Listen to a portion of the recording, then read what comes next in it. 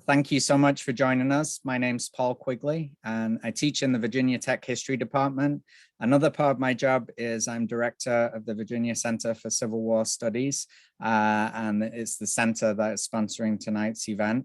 This kind of thing is a regular occurrence for us. We sponsor lots of different talks and other kinds of events throughout the year, aimed at academic audiences, public audiences, and lots of work with students as well. We do some academic conferences, we sponsor scholarships and grants. We do various outreach programs, working with museums, elementary schools. In short, what we try and do is get as much Civil War era history out there as possible to as many different kinds of audiences as we possibly can. So that's our mission. And you can keep up with everything that's going on at the center at our website, civilwar.bt.edu. No excuse for forgetting it. You can see it over my shoulder there, or you can find us, as you would imagine, on Facebook and Twitter and YouTube as well. So on to tonight's event, which for me is a really special one. I think for you, it will be a special one too. And this academic year, I've been inviting authors of new books on Civil War era history to come to this online platform to share their work and to inspire new readers in many cases.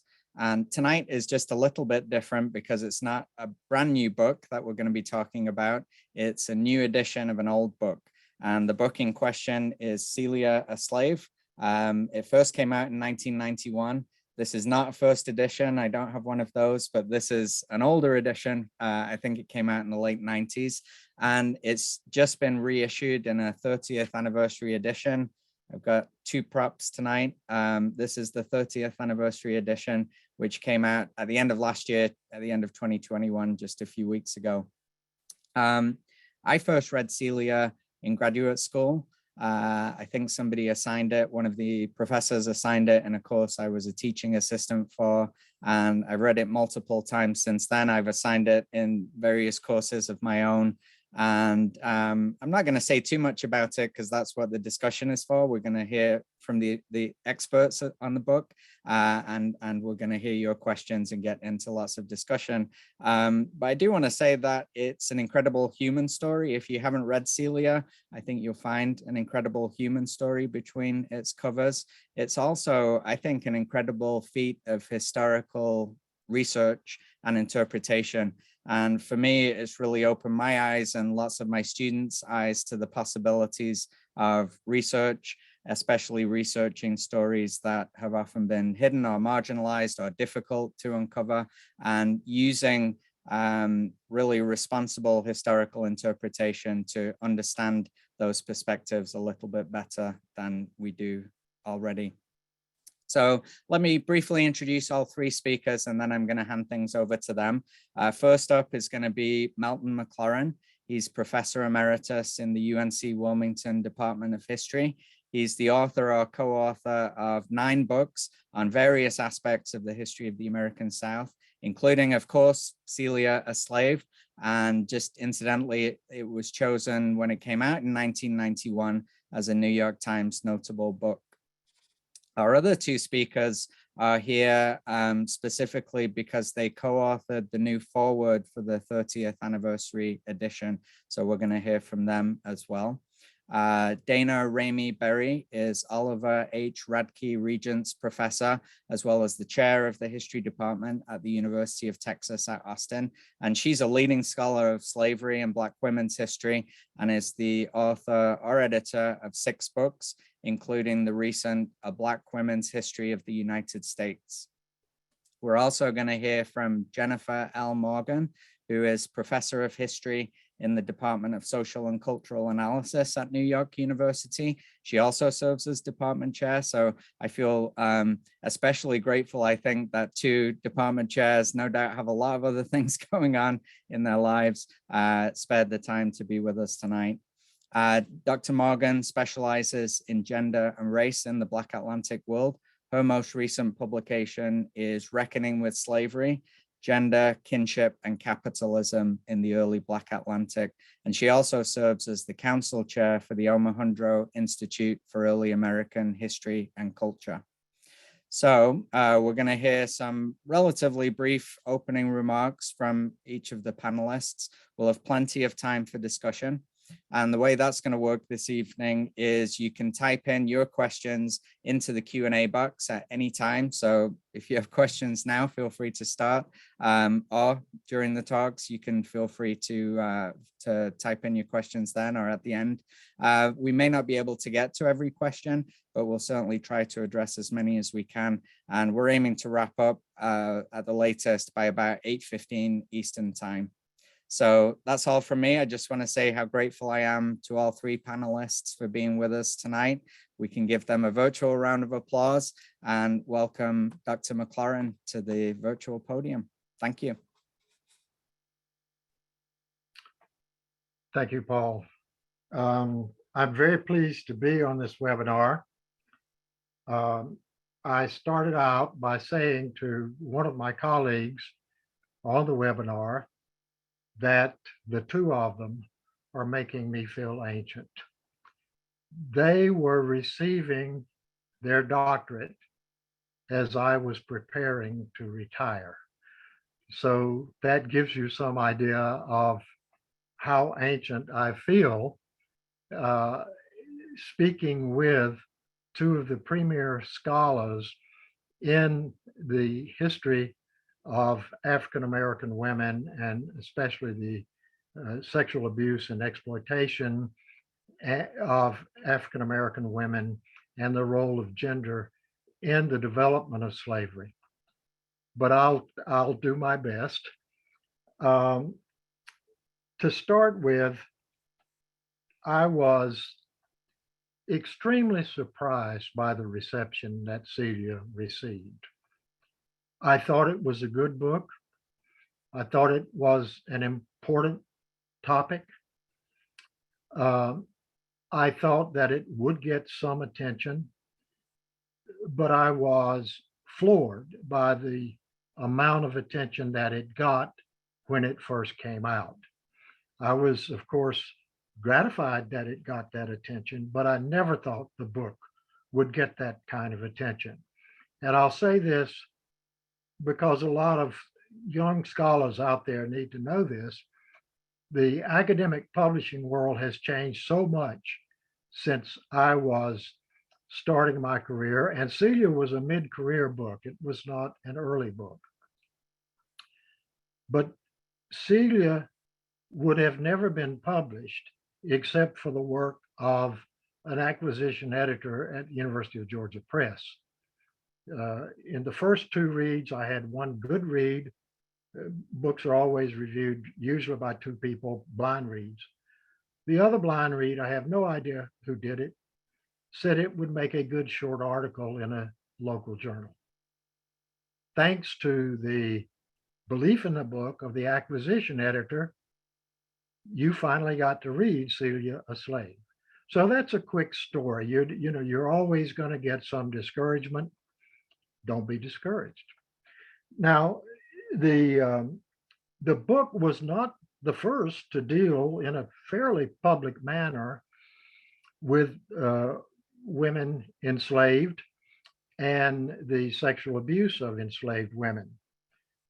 Fawn Brodie's book on Jefferson perhaps got a great deal of media attention when it was published in 1875. And Darlene Clark Hine, and I have to mention some of the early practitioners, was a leader in this field long before I came along with Celia, and so was Deborah Gray White.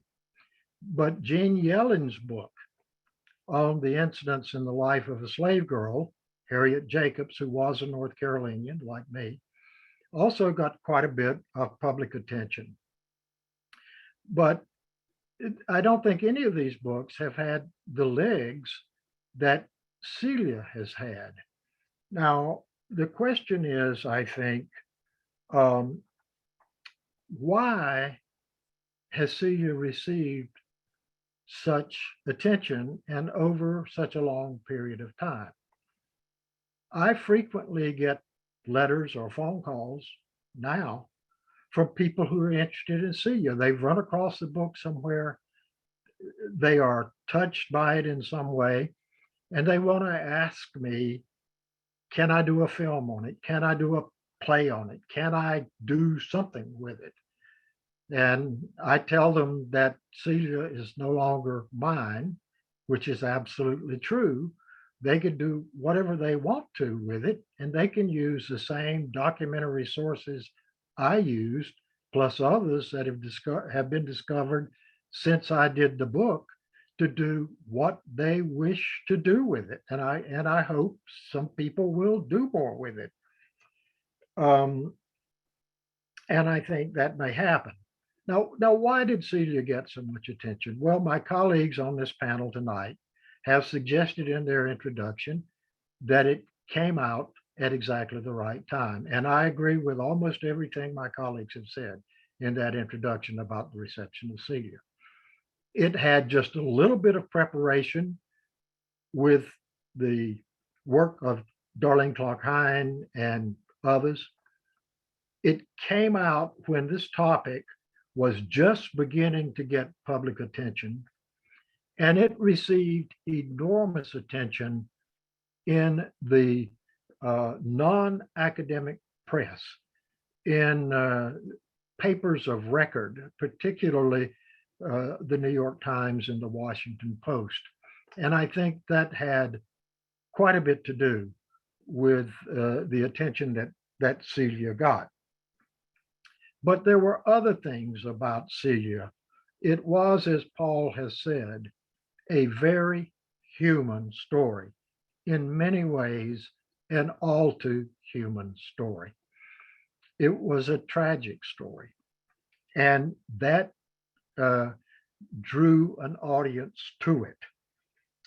It was a powerful story. And Celia addressed, and intentionally, at least on my part, multiple aspects of what fates enslaved women would encounter. It addressed the issue of morality at a number of levels, and I tried to point out the moral dilemmas that Celia's case raised, not only with her abuse, but with her relationship with Robert Newsom's two daughters, with her attorneys, with the way it was perceived in the abolitionist press. There were so many moral issues in slavery. It was a significant legal case and has been studied as such. And that case underscored, I think, 2 points that I really tried to make. One was that Celia could not be found innocent, and the white master's control over slave reproducibility continue. And the ability to control reproductivity was crucial to the economics of slavery. And I hope I made that point well enough. It did show, too, how the South used the law to try to say that slavery was a reasonable institution and protected the interest of the enslaved. And I tried to make that point, the use of the law. So all of these things together made Celia a work that got a lot of attention. And now I'll close by saying I am most gratified about this work in that it contributed, I think, a bit to the explosion of work that is now being done on slavery and enslaved women, and that is being done on a multiple of fronts.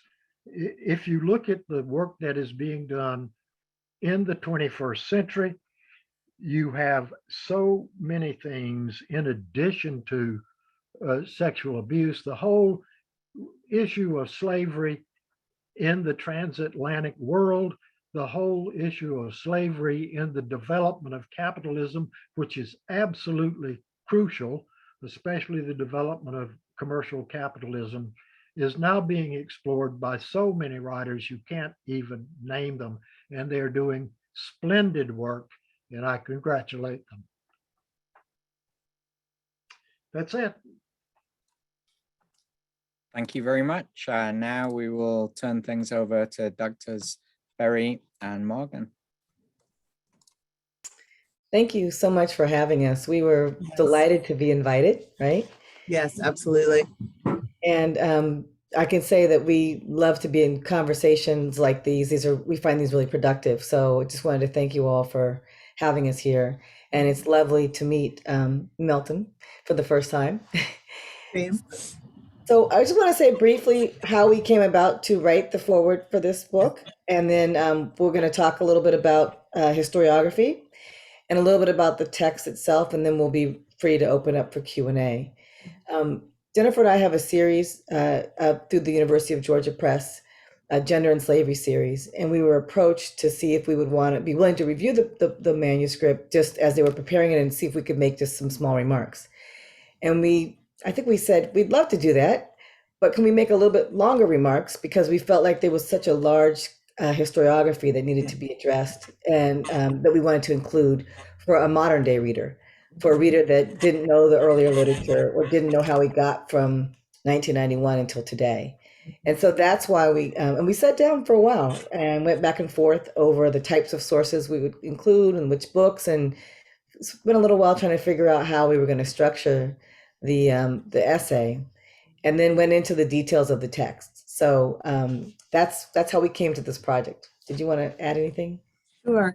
I also really appreciate the opportunity to be in conversation with both with Melton and with Dinah about this history. I think that that there was this moment, and it is hard to remember it, I think, for students of history or for people who've been reading history in the past 20 years, in which the idea that you could write a history of enslaved women was seen as, impossible. And my friend and colleague, Deborah Gray White, talked a lot about how her really crucial book, Ain't I a Woman, which opened the door, was published, I think, in 1985, was rejected by press after press after press after press, because there was this sense that the lives of enslaved women were either undiscoverable, or were the claims about the sexual abuses and the labor abuses that those women suffered were seen as sort of exaggerated, right? And I think that one of the crucial things that Celia Slave does is it helps us in this really remarkable, legal history. It helps us to see the fact that the sexual abuse of enslaved women was not remarkable, and exactly as Professor McLaughlin just said, that controlling Black women's reproductive capacity was at the heart of slavery. It was embedded into the system of slavery and the system of hereditary racial slavery. One had to control the reproductive capacities of those women, and to find this woman innocent, to side with her, would have been a profound blow to the entire institution. And I think that that's a really, really important intervention that this work makes, that other people have now taken up and explored incredibly fully. And you're right, there's a huge scholarship right now. And so one of the things that we were talking about as we were going through which books to cover was, we talked about our first encounters with the book and when we first read it. And I know I'll speak for myself, even how my interpretations have changed over the years. As I've reread the records, I've actually read some of the primary documents. And my first introduction to the book came through a scholar, Professor Wilma King, who we had several conversations about this work and about the details of the case, because she was doing work on a story about another enslaved young woman from Missouri. And that was my first introduction. And then also just thinking I wanted to know more at the time in graduate school, wanting to know more about Celia, about her story, but didn't really have all of the answers at the time. I know now there are a number of scholars that have, as Jennifer was just saying, that have been doing work on Celia. That are they're doing projects on her. They're doing there. I think there are plays. I think there's other forms of interpretive work, not just poetry, but I think there's been legal briefs that have been done where people were exploring her. And so there's a lot more that we have to work with, and we have many more tools, historiographical tools, research tools, to ask different kinds of questions. And I think we're pushing to ask those questions, which is what we hope to accomplish in the last part of the essay, which was looking at where Celia is today, and like what would we do differently if we found this case now? What kinds of questions would we ask? How would we analyze a case, and where would we go with the larger arguments that we would make about it?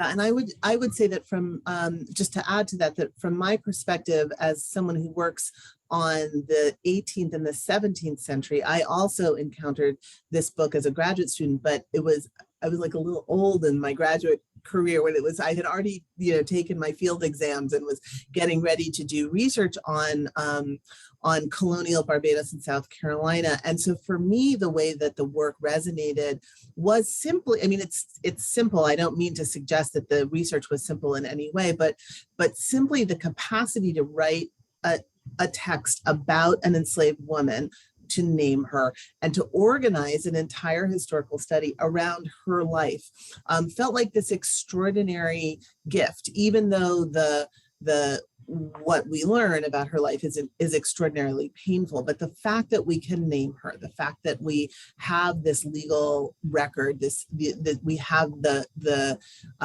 archive from which we can generate this work, felt incredibly, energizing for me. It made me feel like I could do historical scholarship on enslaved women who names I wouldn't be able to tell you, but I could tell you something about the circuits of their lives. And that it continues to feel very important. I mean, we have a number of studies now that Celia would sort of sit on the bookshelf with, studies of Sojourner Truth, of Harriet Jacobs, of other women whose names we now know, of Harriet Tubman and others. But Celia is also different because she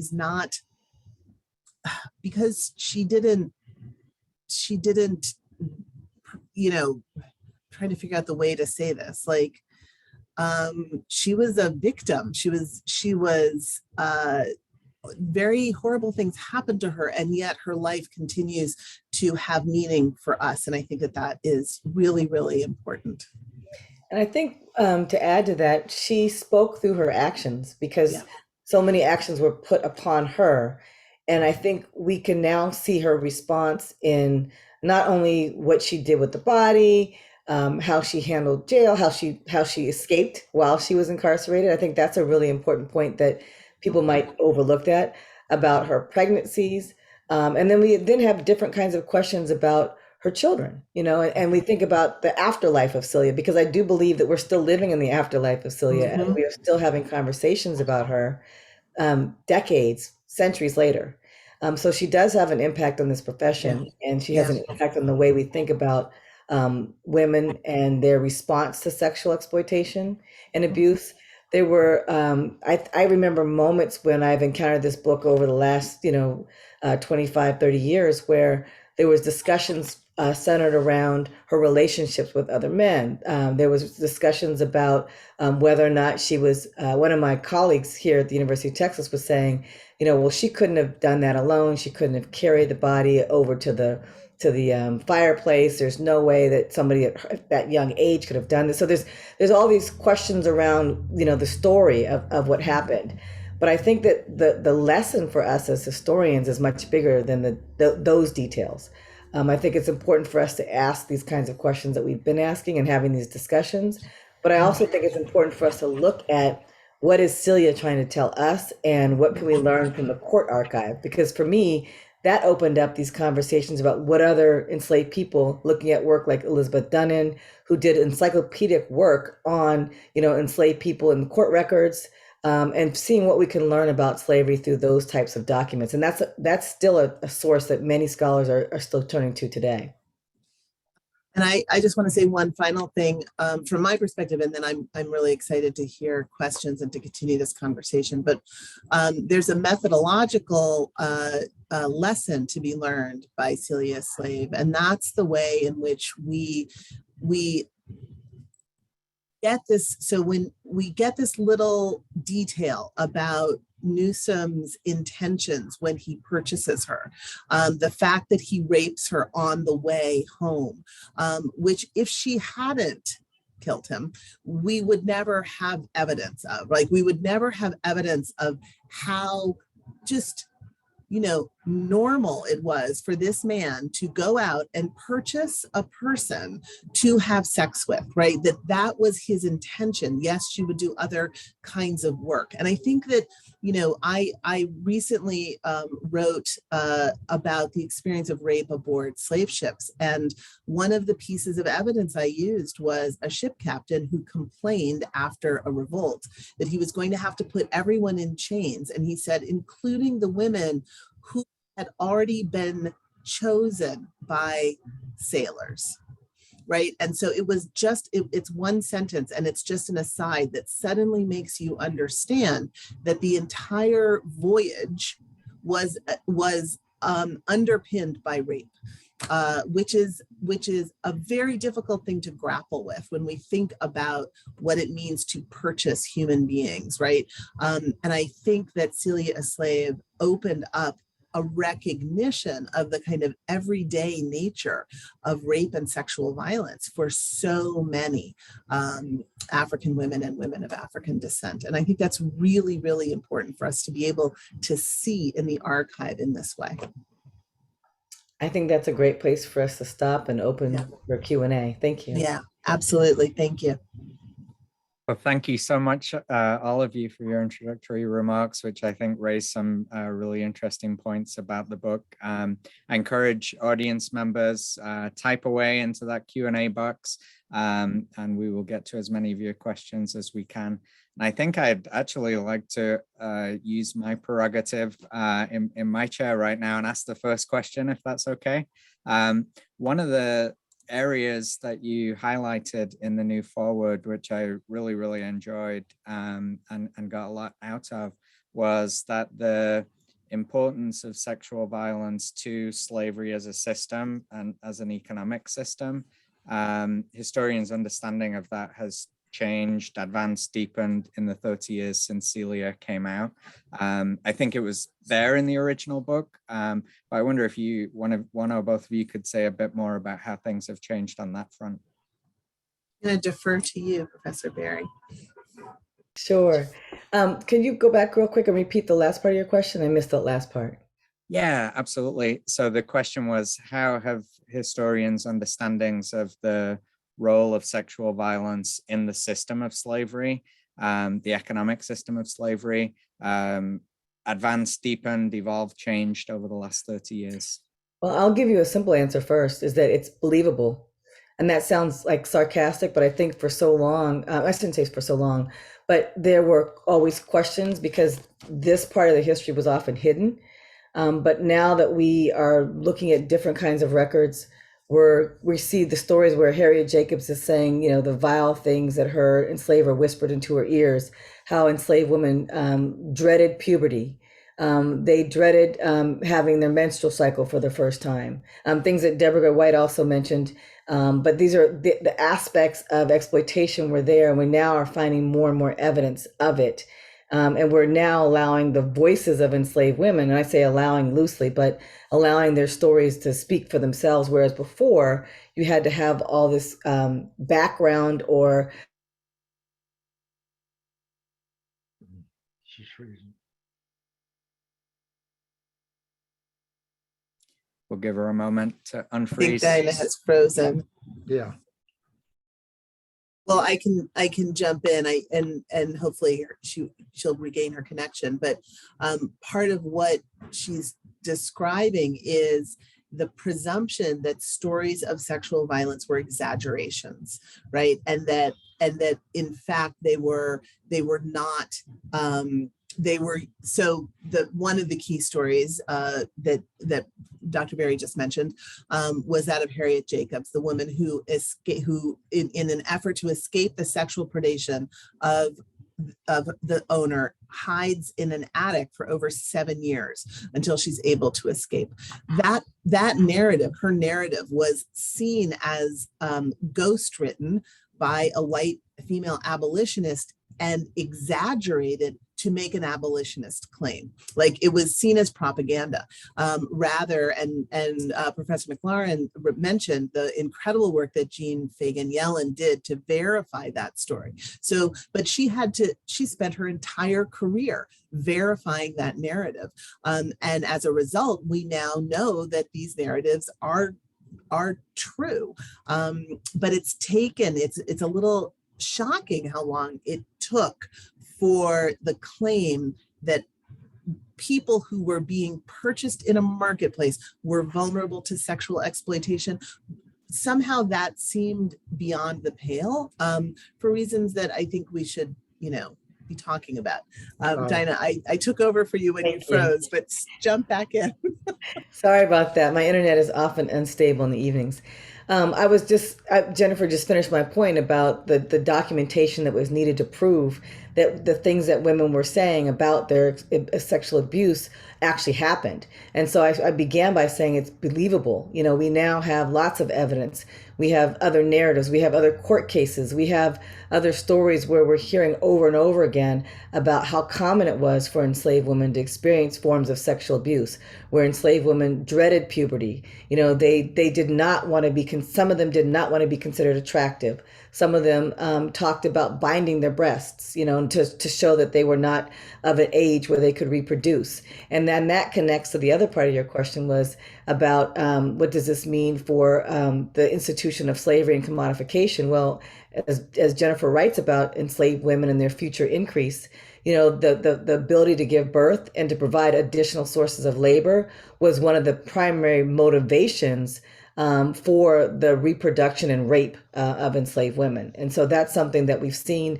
And now it's not only accepted, we have scholars like Stephanie Jones Rogers, who has written about white women's exploitation against enslaved people and their role in the market. So we're looking at much more details of how enslaved women, girls, and boys and young children were sexually assaulted and abused by various enslavers, potential buyers, and so forth. And so I think today, a story like Celia, and to look at her story, it's in a context, like Jennifer said, she has other company. Unfortunately, there's other company that have experienced that terrible exploitation that she did on the way back from being purchased. Thank you. And you mentioned the children of enslaved women were part of the economic calculus of slavery, of slaveholding. Absolutely. Go ahead. Absolutely. One viewer asked, do we know anything about Celia's children and her descendants, or did they kind of disappear from the historical record? Can I take a shot at that? Yes, please. And I suspect that Professor Berry and Professor Morgan will know about this as well. One of the things that's exciting to me is that there is a woman in Missouri who is doing a dissertation on Celia's descendants. And I think it's the real thing. Her name, the woman's name is Tracy Wilson Kleekamp.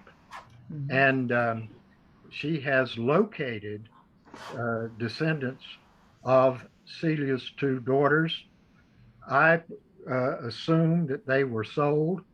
Margaret Bush Wilson, who was a lawyer and a major figure in the NAACP, actually discovered where they were sold to back into Audrain County about 20 years ago.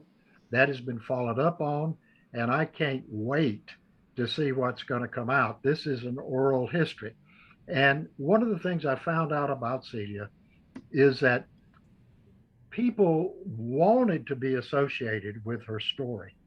There were people who called me and talked about things, even the idea that the stillborn child was not stillborn and that there were descendants from that. That rumor is out there. Some people think it was a female child. Some people think it was a male child. There's, as far as I'm concerned, there's no evidence to any of that. But it is something people identified with. But that I am really looking forward to this work once it's finished. Thank you. Another question has come in about the importance of the Missouri context. As you've mentioned, there are other Celias with comparable, similar stories from other parts of the South. How important to Celia's experiences and the significance of her story is the fact that it took place in Missouri? You know, I will take a short stab at that. One aspect that I think is important that might seem obvious to some is that there's another very famous case related to slavery, in the Dred Scott case with Harriet Robinson Scott and Dred Scott, trying to sue for their freedom. So you have two very large cases related to slavery that have shaped the field of slavery scholarship.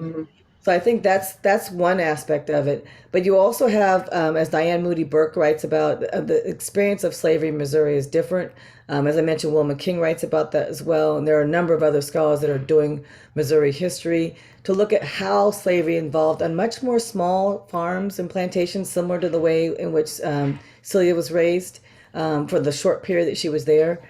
So I think that the small farming, small plantation community, she was the only female enslaved person on that community. The others that were there were male. That had an impact on her experience. That's much different than someone that might have been in the deep South, South Carolina and Georgia, on an estate with 300 to 500 other enslaved people. So that community experience is much different. And I think that's where the Missouri aspect of this is different. It's also a border state. So I think those are all some of the things that I would think about.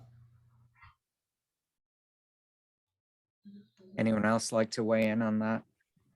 I would just add that, I just want to sort of double down on what Dinah just said, which is that I think it's very easy for us to presume when we're talking about antebellum slavery in the United States the image that comes to mind is a really large scale, deep Southern cotton plantation, maybe a tobacco plantation in, Virginia, Maryland area or whatnot. But what Celia reminds us of is the range of experiences that those people who were enslaved had. And so whether you're in the Missouri frontier, this sort of small farm isolation situation, or whether you're in Rhode Island in the 18th century, working on a dairy farm or working a port city, slavery is ubiquitous. It's everywhere in American history. And I think that we sometimes forget the breadth of experience. And then I think the next question then is, so what connects the experience of being enslaved on a small farm in Missouri with the experience of being enslaved on a huge cotton plantation in Georgia? And one answer, it's not the only answer, but one answer is sexual violence. Thank you. We have a question from a fellow scholar of slavery and the 19th century US, who reports that they first read Celia in grad school at UCLA, went on to teach the book in courses over the years, and then says, today, I'm going to read this part out. Today, there is a movement among historians not to refer to individuals as a slave, but as an enslaved person, to mark the humanity that slavery tried to deny. And yet the directness of the title, Celia, a Slave, seems so powerful.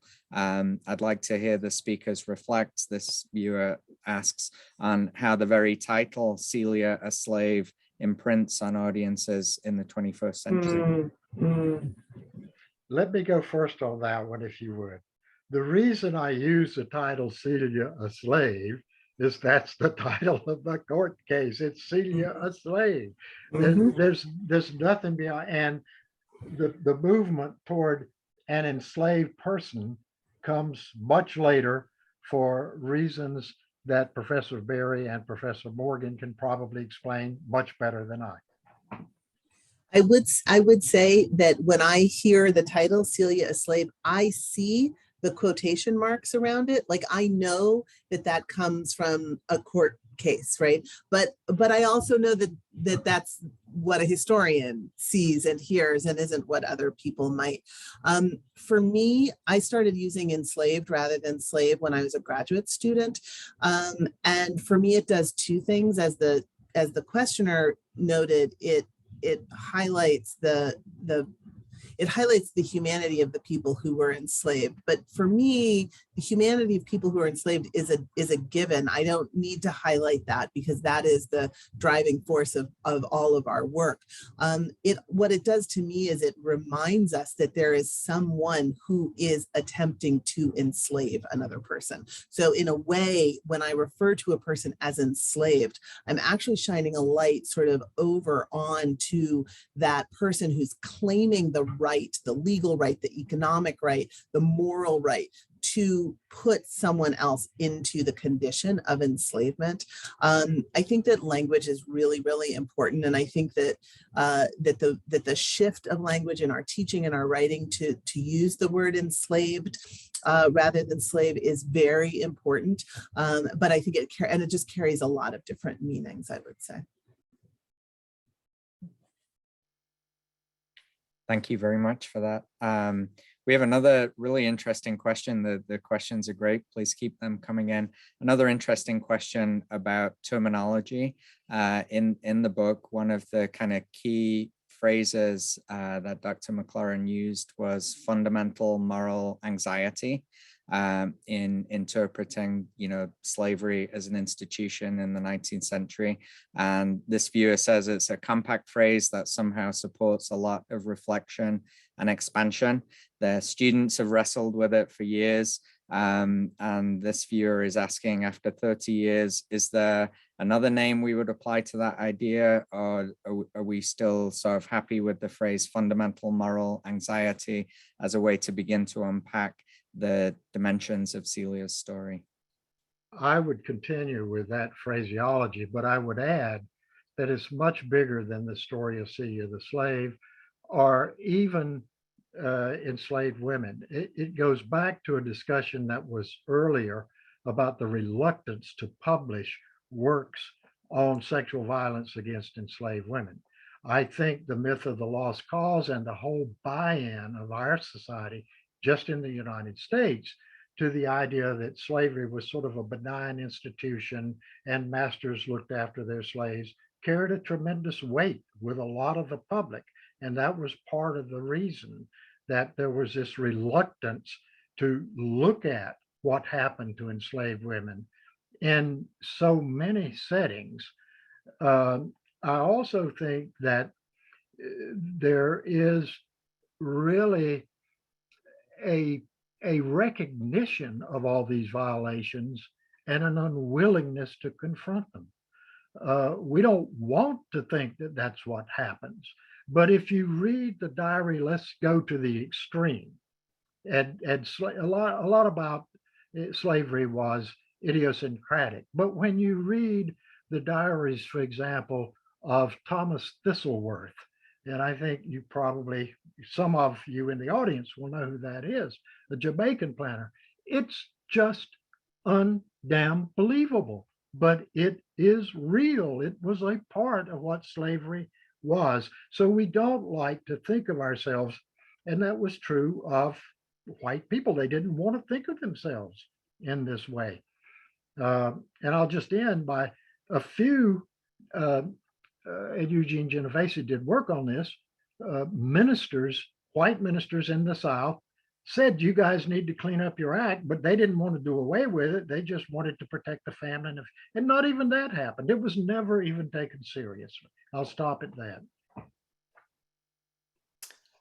I'll just add that in addition to that, what you just said, there was also, you look at how long the debate was about Sally Hemings and Thomas Jefferson, and how it took, Annette Gordon Reed and Brenda Stevenson and a number of other scholars were writing about the quote unquote relationship.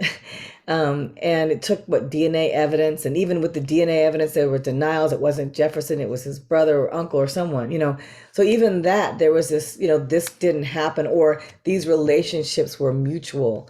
But it's almost like there's a default to ignore the power dynamic involved in exploitation or sexual exchange relations, rape, what have you, between enslaved people and their enslavers. So I think the power dynamic cannot be ignored. And I think that's another reason why people did not want to write about it. And then just to add also, there were a number of scholars that were writing about slave women, like we learned from Deborah Gray White, that, and I think Anne Fryer Scott said when she picked the book up and brought it to, I think, W.W. Norton, Deborah Gray White had told her that her dissertation committee thought, like, well, no one's going to want to read this. No one wants to know about enslaved women, or the female slaves is what the term they were using at the time. But, the field has exponentially grown since then. We have another question about geography and geographical variations. And the question comes from a viewer in Massachusetts who's wondering about work or knowledge about sexual exploitation in Massachusetts slavery. And Dr. Morgan, I think it was you who said, sexual exploitation, sexual violence was a thread that ran through slavery, various times and places. Do we know much about how that operated in Massachusetts? Sorry, I started to talk without unmuting. I don't want to claim knowledge that's deeply specific, because my own work is on the Southern Atlantic, on South Carolina and the Caribbean. What I do know, though, is that through work that's been done on the connections between the so-called, the lower South and the northern colonies in the colonial period, is that wherever we have records of family formation, like there's a plantation on Shelter Island, which is in New York State, right? It's on the end of Long Island.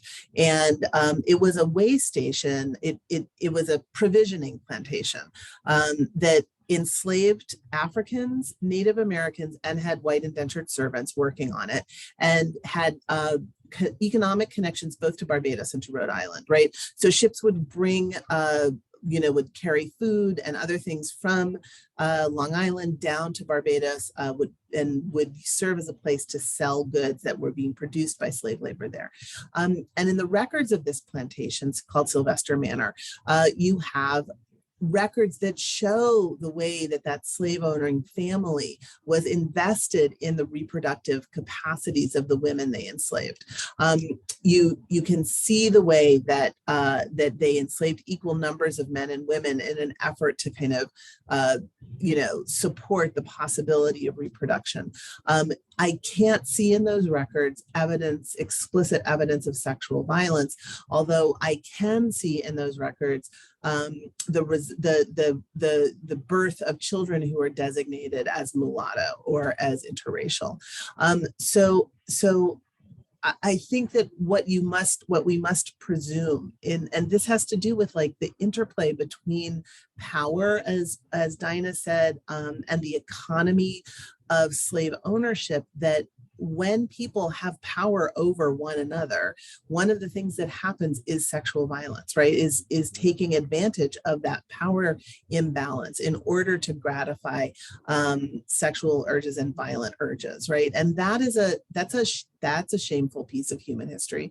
But the idea that somehow this would not be the case in the North simply because it's the North, like that doesn't make any sense to me.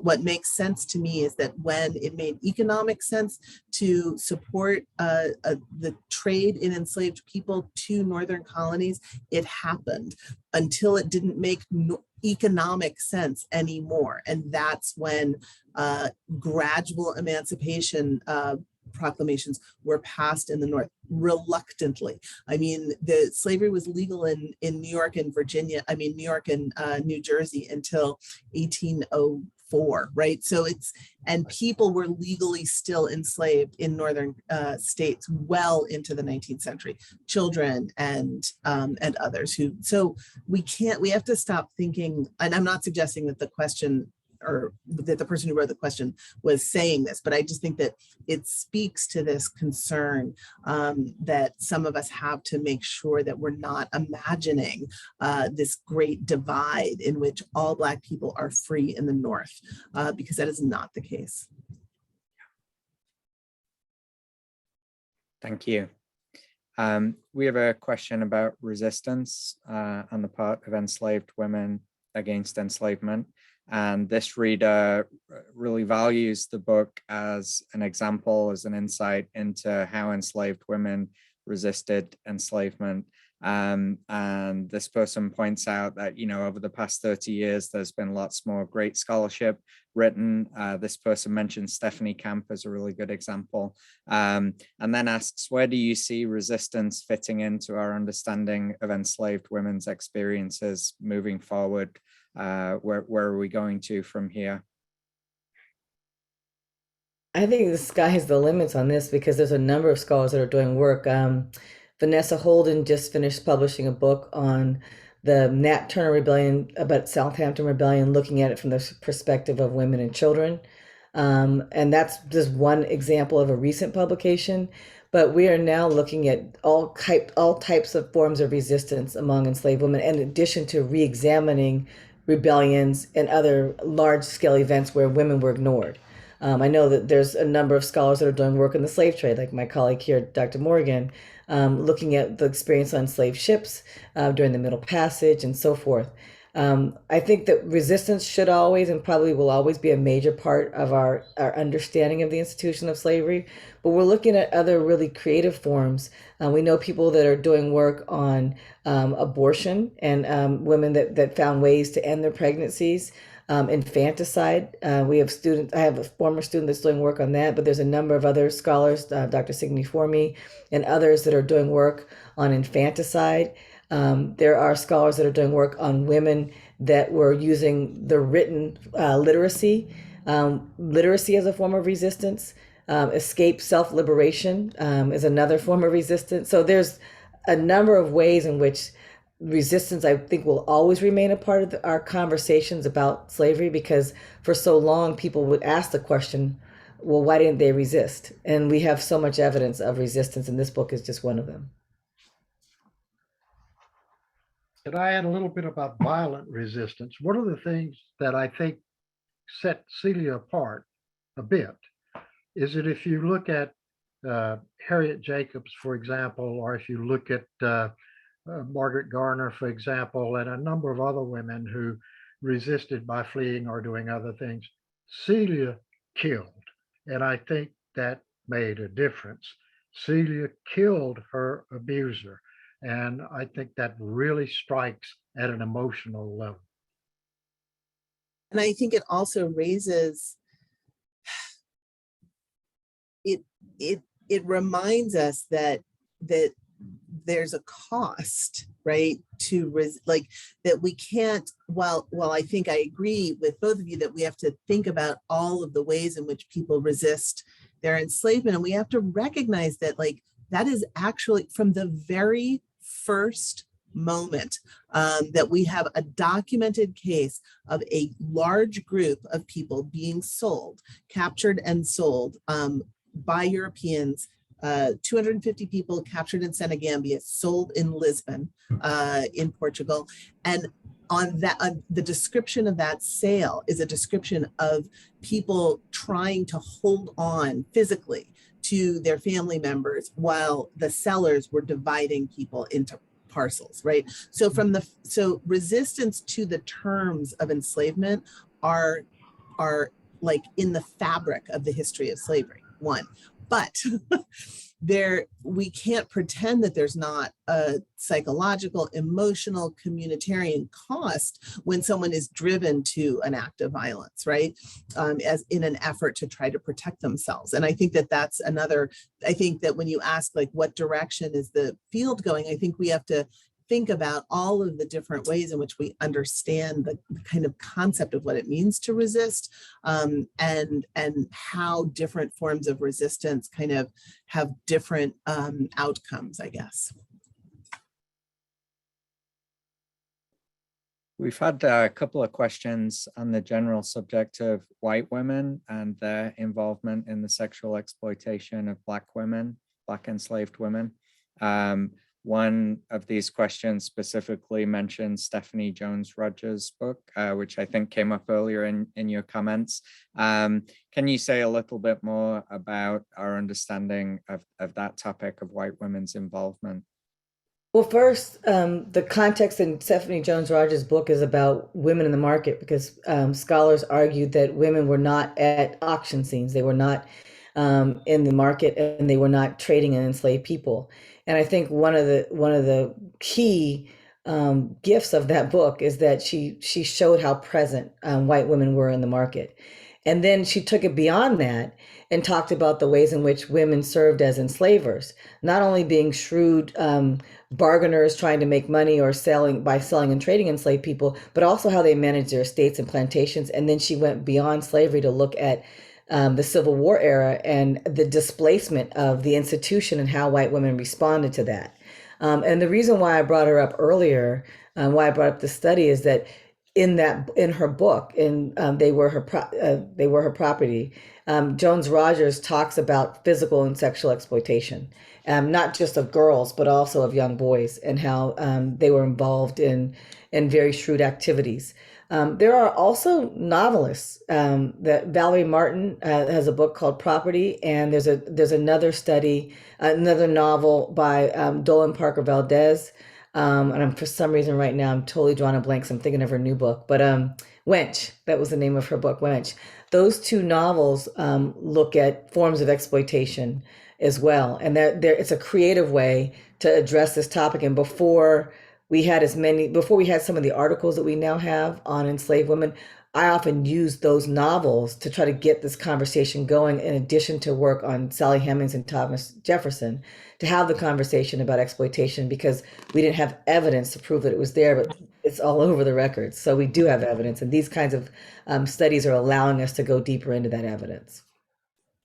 And the other text that I think is really, really important is the Volia Glimpse study out of the House of Bondage that says, so one of the I don't know, the mythologies of American slavery is the separation between the house, the home, and the field, right? And that somehow what's happening inside of a plantation home is gentle and beautiful and stately. And in fact, plantation homes were sites of production, right? And slave owning women were the managers of these sites of production.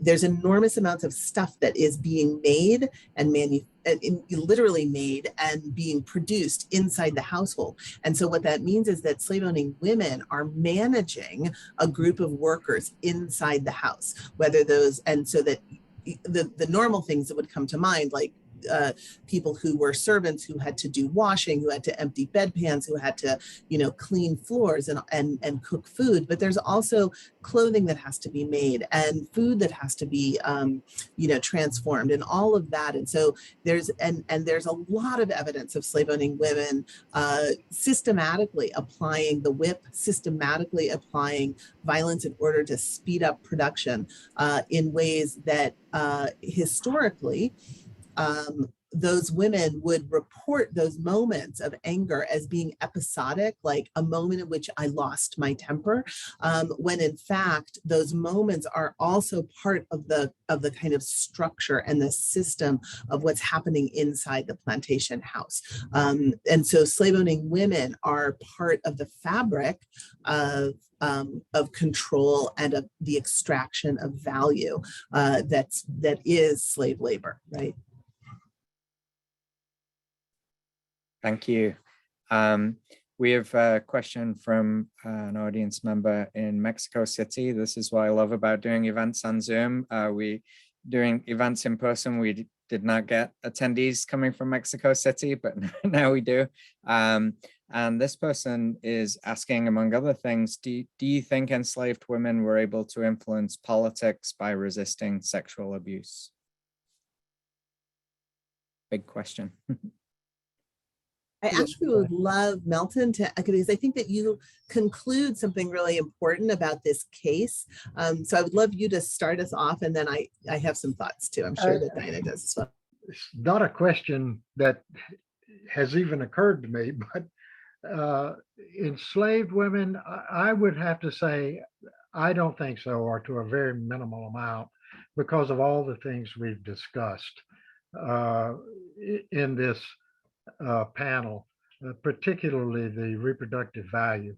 Um, I don't see it being a major thing at all. I think I would have a slightly different answer, because I think that I might have a different understanding of what politics means. So if we're talking about like electoral politics or those kind of formal realms of the political, I think I would agree with you. If we're talking about the sort of like extra political, like how,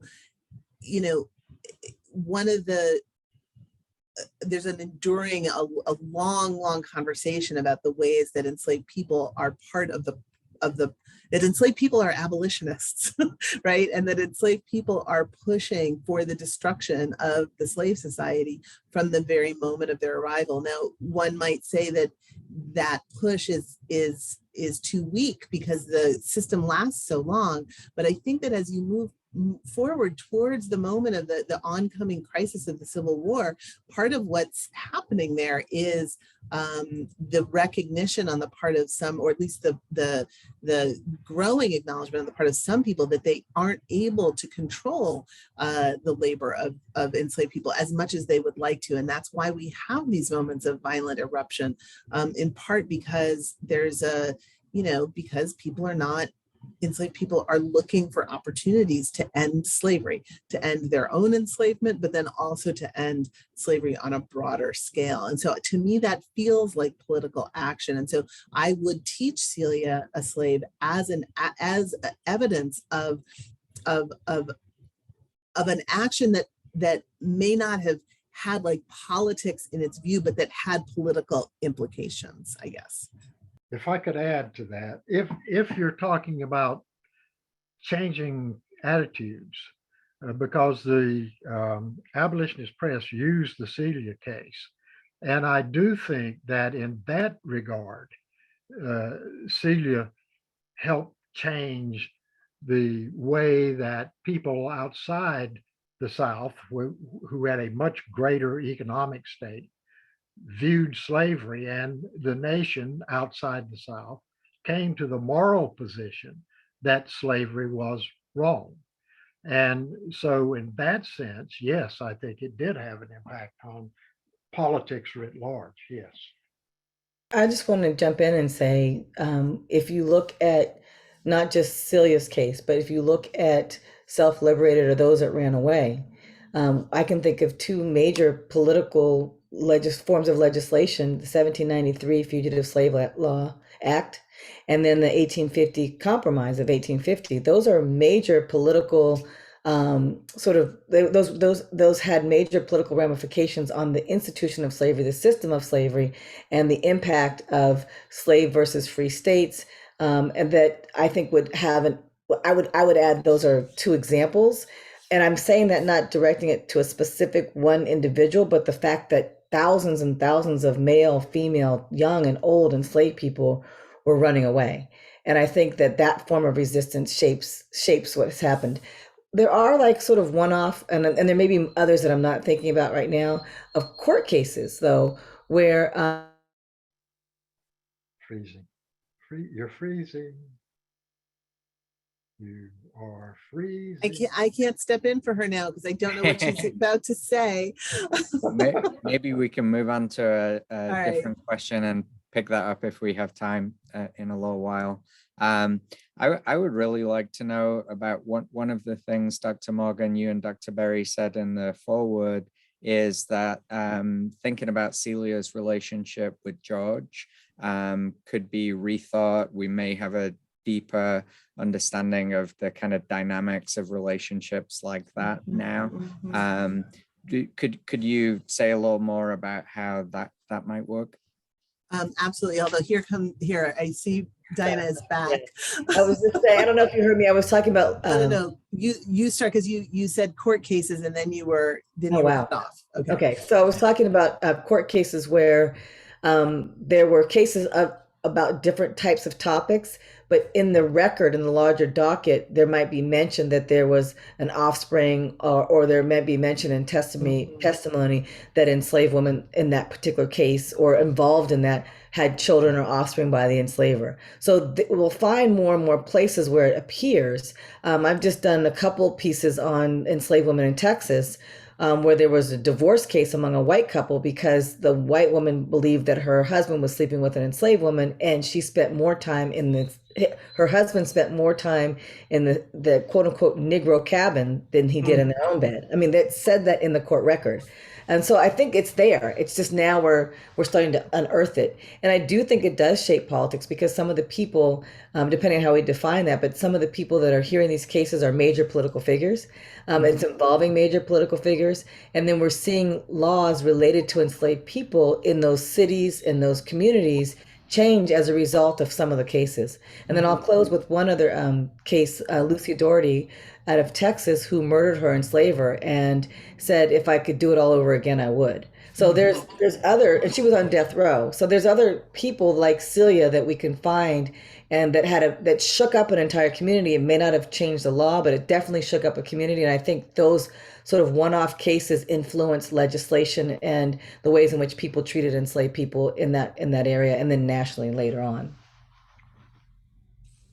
So while you were frozen, Paul asked a question or conveyed a question from the audience about, it's a question about our statement that one might rethink the relationship between Celia and George. That contemporary scholars might rethink that relationship. And I think that there's been also, we've been talking, and Dinah and I, our work is all on women, right? It's on gender, but it's primarily on women. There've been some really important studies of masculinity and slavery, and what does it mean to be in a situation in which the prerogatives of masculinity are given and then taken away in these really complicated ways. And so I think that if I were writing about the triangulation between Celia, George, and Newsom, I would attend more to I would want to spend a little bit more time troubling the explanation that George was enraged by, or the degree, his emotional his location, right? Which is not to say that I don't think that one of the possibilities of being in that situation would be to try to assert your authority, to say no, I won't stand for this anymore. You, Celia, the person who has the least amount of power in this whole setup, have to make it stop. But that's an irrational thing for George to have tried to set in motion. And so I'd want to think a little bit more about the emotional and psychological costs for that reading of the relationship. And I would just add one thing, just briefly, that looking at what other women Celia could interact with, the daughters, Newsom's daughters, where else is she going to find support?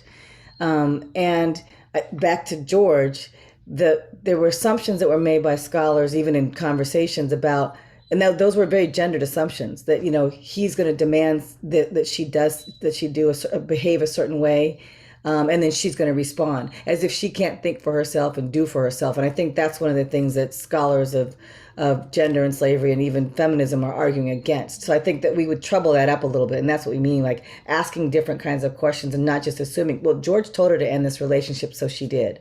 Some people said George told her, she did, and he helped her, and that's that just changes the whole agency of Celia, if however we're thinking about her.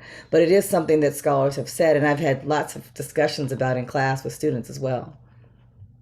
I think you could get into a lot of discussions, but I don't think the evidence supports going much beyond where I went in the book. You've got to stick with the evidence. We have no evidence that George was involved with the body, none whatsoever. You can speculate all you want. And we have Celia saying that's what he told her. So the evidence is important here. As a historian, I've got to say I have to go where the evidence is. Personally, I don't believe that she all along got that body in there and had it burned over that short period of time. That would be a tremendous physical task, not just the lifting of the body, just consuming the body in fire. But that's a belief. I have no idea whether George was involved in it or not.